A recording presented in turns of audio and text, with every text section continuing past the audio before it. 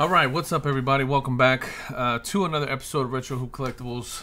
I wanted to do this video because the actual review of the grade of the gem rate data was done during our live stream a couple weeks ago.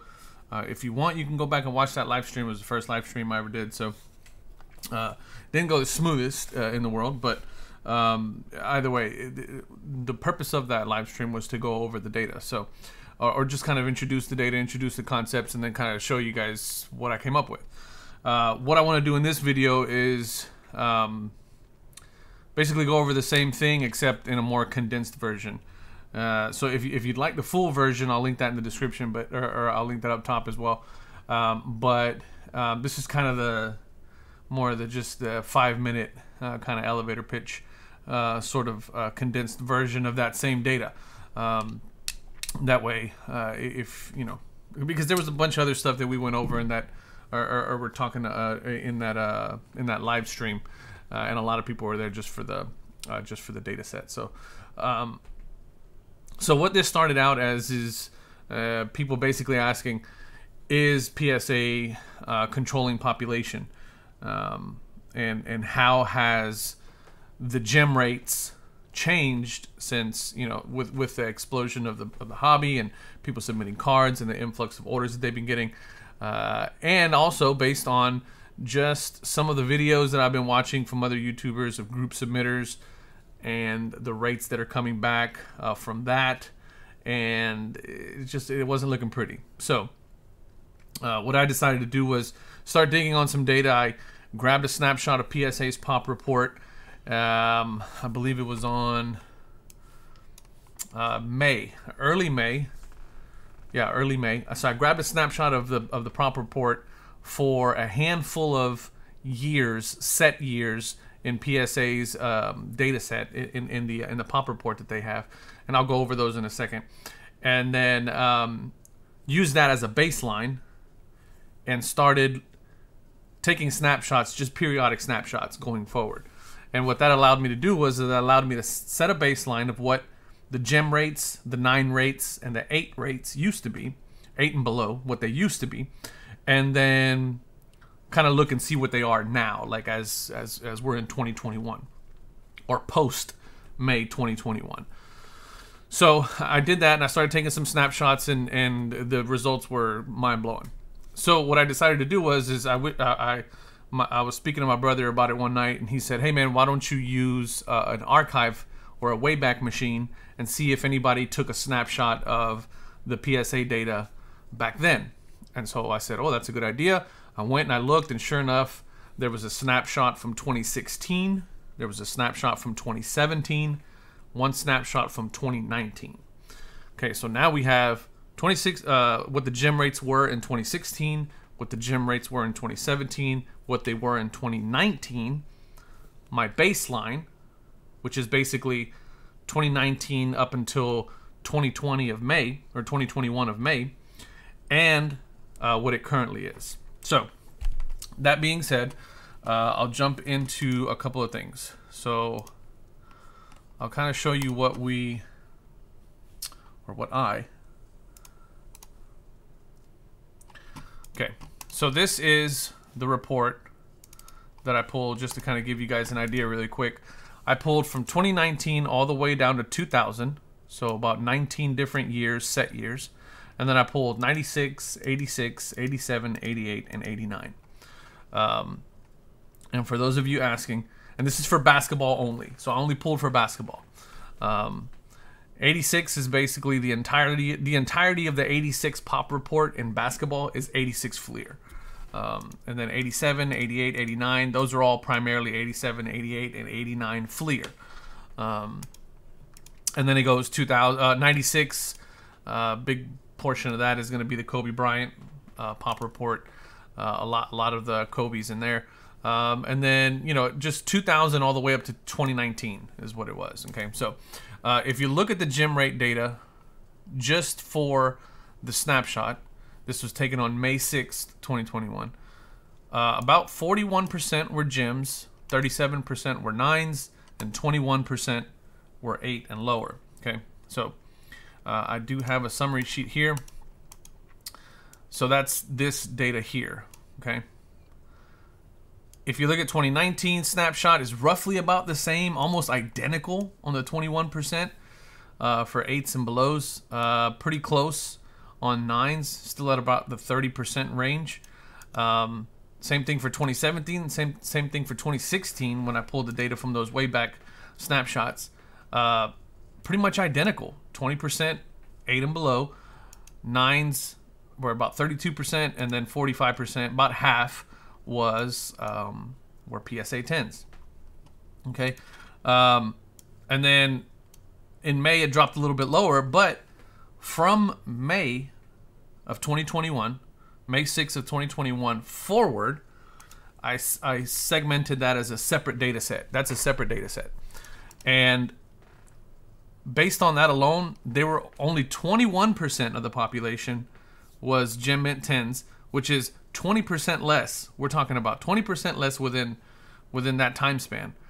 44% were 9 or greater, and 32% were 8 and below, which is ridiculous. I mean, that's a 20% drop in 10s.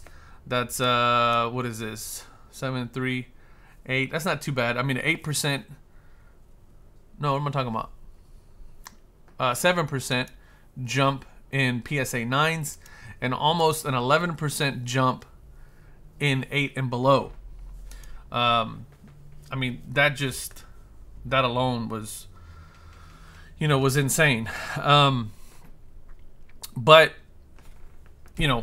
that kind of is what it is. So the other thing I wanted to show you guys was, so that's just one data set right there, right? So you can make whatever assumptions you want to based on that data alone, but this comes directly from PSA's pop report. I didn't do anything to this data. I just literally copied and pasted it into a spreadsheet, and then when I took my snapshots, I dated them and just copied them and pasted them. I mean, this is basically what I did. So I'll show you guys kind of what the layout looks like. But I mean, the total pop, here's what was Gem Mint 10s, what was 9s, and then anything that was 8 or below. That's kind of where that came from. And then I just basically calculated percentages, and then that's it. I didn't do anything spectacular to the data. Again, make whatever assumptions you want to about it. You can say that nothing has changed. You can say that PSA is still the greatest in the world or whatever. And if that's your opinion, that's fine. But the fact of the matter is that they have substantially, something has changed. Either people submitting don't know what the hell they're doing, or PSA has completely tightened up their requirements for PSA 10. My opinion is that it's a little bit of both. I think that there is a segment of the population that is submitting cards that are just not Gem Mint 10s. And with the recent influx of investors into the hobby, at $9 a card, you can still make money on a PSA 9, right? You can still sell a PSA 9 for 25, 30 bucks, 40 bucks in some cases, depending on the card. So yeah, if you have something that's going to be a 9, then if you were paying $9 in a bulk submission, then yeah, you're going to submit it all day long. So there's a little bit of that going on as well. However, you can't do that in a PSA 8. I mean, I don't care who's flipping what. Nobody wants a PSA 8. And so the sudden increase in PSA 8s, I don't think has to do with the fact that people are submitting cards that they don't know what the hell they're doing. I think a lot of that just comes from the fact that they're tightening up on their grading. Everything's getting tightened up. So that's just my opinion. That's kind of what I took from the whole thing.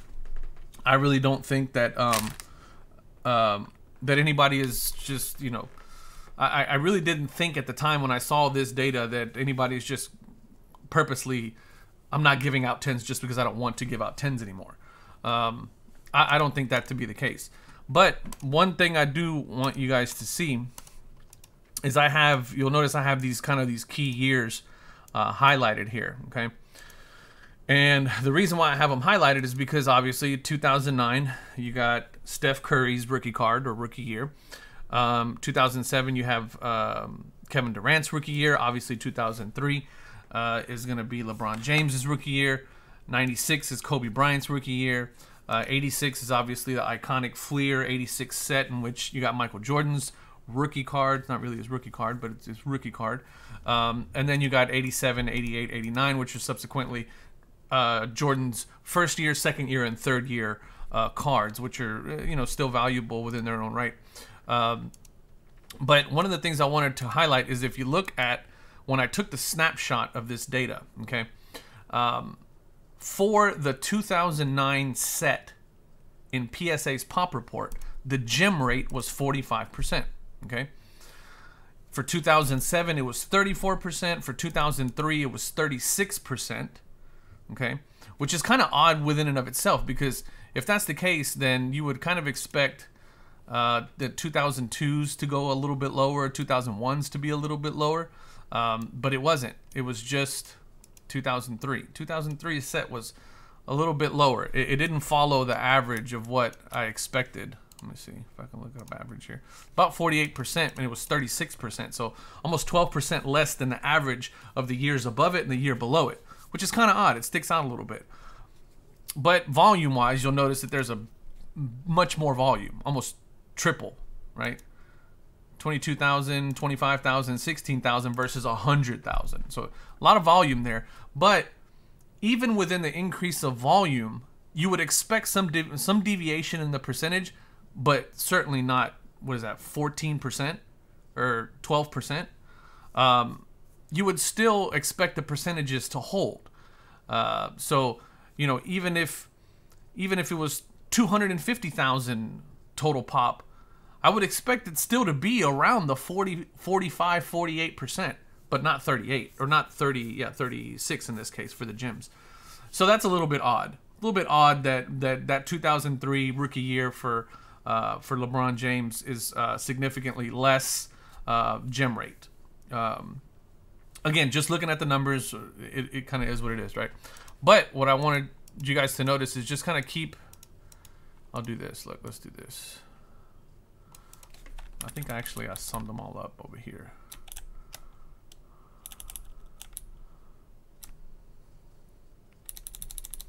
So, if you look at... So that was the snapshot that I took. It was about 40%. But if you look at 2003, the gem rates were about 50% for 2003, back in 2016. If you look at the gem rates now, it's 18%, which is like significantly lower. That's almost like you're talking about 2003. You were at 50%, and now less than 20% of them are considered gems. And then the rate of 9s was 32. It's now 47, and then the rate of 8s and below was 17, and it's now 34. So big swings in those key years, where there's a lot of all-stars there that that people are looking for. Let's take a look at 96. So back in 2016, the 1996 set year in PSA's pop report, 22% of them were gem mints, 51% were PSA 9s, and 25% were PSA 8s. Now it's 7%. 7%. 42 and 49, as opposed to 22, 51, and 25. That's ridiculous. The other one to look at is 86. The 86 set year, back in 2016, when I took the snapshot off that Wayback Machine, was 6.6%. It's now 1.4. So big swing, big difference. Again, 36% for 9s, 57% for 8s. It's now 84% for anything 8 or less. 14 for 9s, and then 1.45 for 10s. So just a big difference, like that you wouldn't expect to see that much of a swing, even with population, or even with quantities going up, or volume going up. You would expect the percentages to stay relatively the same. We're talking about a 5-year difference here, from 5 years to the next. So, but then again, nothing else around that time frame really dropped that hard. If you look at 2000, it was 13, 35, and 50. It's now 10, 43, and 45. So still hovering around the same. 2001 was 50, 43, and 7. 2001 is now 13, 52, and 37. So, I mean, some pretty big swings in the gem rates. So something has definitely changed at PSA, right? Something's definitely changed in PSA, and something's definitely changed within the hobby, right? Where that sliding scale lands the most, whether you believe that PSA has made some significant changes, or whether you believe that the population of cards that are being submitted has significantly changed, you know, that's your opinion, right? But again, my opinion is that it's a little bit of both. It's probably split right down the middle. You got people that are submitting for the first time that don't really know what they're submitting, don't really know what they're looking for, which is why videos like you know, how to pre-screen your cards are very popular on YouTube, because people don't know what they're looking for. And so they're learning, and people are submitting, and there's a bunch of people on YouTube who got into it right at the wave of the investment spike and said, hey, I'm gonna you know, I'm gonna submit these cards, and then they get their first PSA back and they go, man, if I would have known then what I know now, I would have never submitted this PSA 8 that I just got back, or whatever the case may be. So while I think that accounts for some of it, I don't think that it accounts for as much as people think. I think what probably accounts for more is the fact that PSA is tightening up on their standards. Either that, or they've already implemented Genament to some extent. So, I mean, you know, to answer, I guess, the overall question, right? To answer the overall question is PSA controlling population? I don't think so. I don't think that there was a secret memo that came down from Nat Turner himself that says, hey, we are no longer handing out PSA 10s. If it's going to be a PSA 10, you better make damn sure it is, or you're going to lose your job and your firstborn, kind of thing. I don't think there was anything like that came out.